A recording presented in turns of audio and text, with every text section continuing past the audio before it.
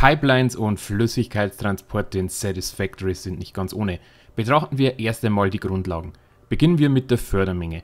In der Basiseinstellung pumpen alle Gebäude dieselbe Flüssigkeitsmenge, 120 Kubikmeter pro Minute.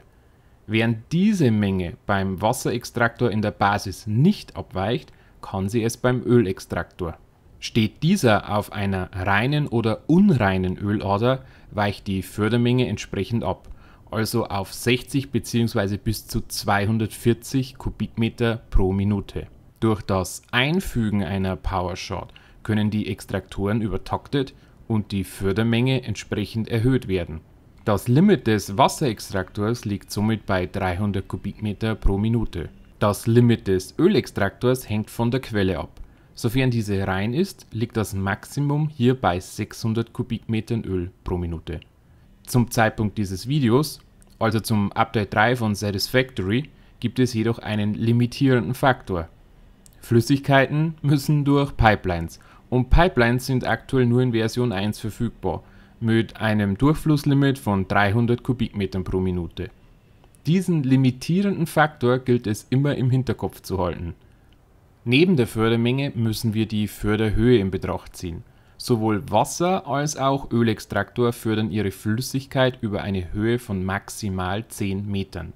Ich möchte das an einem Schaubild kurz erklären. Der Wasserextraktor steht bei 0 Meter und fördert übertaktet 300 Kubikmeter pro Minute. Der Flüssigkeitsbuffer steht auf gleicher Höhe und ist 12 Meter hoch. Das erste, was wir bemerken: die Höhe des Flüssigkeitsbuffers übersteigt die Förderhöhe des Extraktors. In der logischen Konsequenz kann es dem Extraktor nie gelingen, den Flüssigkeitsbuffer vollständig zu füllen. Aber zwar wird mit bis zu 10 Meter mit konstanter Leistung gefördert, doch für weitere 2 Meter wird mit zunehmend rückläufiger Leistung trotzdem weiter gepumpt. Der Extraktor kann den Buffer also bis zu dessen 10 Meter Marke mit konstanter Leistung füllen. Ab der 10 Meter Marke bis zur Maximalhöhe des Buffers von 12 Metern mit zunehmend abfallender Leistung jedoch trotzdem vollständig füllen. Dieses Füllprinzip entspricht im Wesentlichen den physikalischen Eigenschaften jeder echten Pumpe, die man im Garten oder so haben könnte. Kniffliger wird es, wenn das Zielbehältnis höher liegt als der Extraktor. Bleiben wir bei unserem Beispiel und gehen nochmal auf das Schaubild. Alles bleibt gleich, bis auf eine Sache. Der Flüssigkeitsbuffer steht diesmal auf einem 4 Meter hohen Fundament. Das heißt, dass der Flüssigkeitsbuffer vom Boden zur Spitze etwa 16 Meter hoch liegt. Die Förderhöhe des Extraktors bleibt aber mit 10 Metern gleich. Was passiert nun? Bis zur Mitte des Flüssigkeitsbuffers sind es 6 Meter. Er steht auf einem Fundament mit 4 Meter Höhe. In Summe sind an diesem Punkt also die 10 Meter Förderhöhe mit maximaler Leistung erreicht. Der Buffer aber nur halb gefüllt. Durch die abnehmende Leistung ab 10 Meter gewinnen wir zu den 6 Metern des Buffers noch 2 Meter hinzu. Alles in allem ist der Buffer somit nie mehr als 8 Meter gefüllt bzw. füllbar. Im Kern kann man also festhalten, ein Flüssigkeitsbuffer, welcher höher als 12 Meter über dem Extraktor gebaut wird, kann kein Wasser mehr aufnehmen. Natürlich gibt es für jede Regel eine Ausnahme.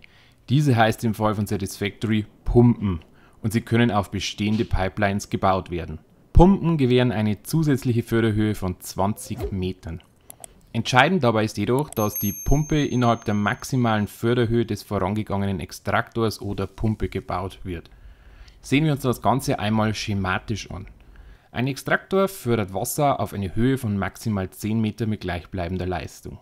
Wenn wir das Wasser zu einem Flüssigkeitsbuffer auf über 10 Meter Höhe bekommen wollen mit konstanter Leistung, brauchen wir eine Pumpe. Doch Vorsicht! Die Pumpe muss innerhalb der 10 Meter der initialen Förderhöhe gebaut werden, wenn mit maximaler Leistung weiter gefördert werden soll. Wird sie zwischen 10 bis 12 Meter gebaut, kann sie nicht mit maximaler Fördermenge weiter fördern. Wird sie über 12 Meter gebaut, fördert sie schlicht und ergreifend gar nichts mehr. Eine Frage, die in diesem Kontext immer wieder aufkommt: Wie weit wird bei gerader Förderung gefördert?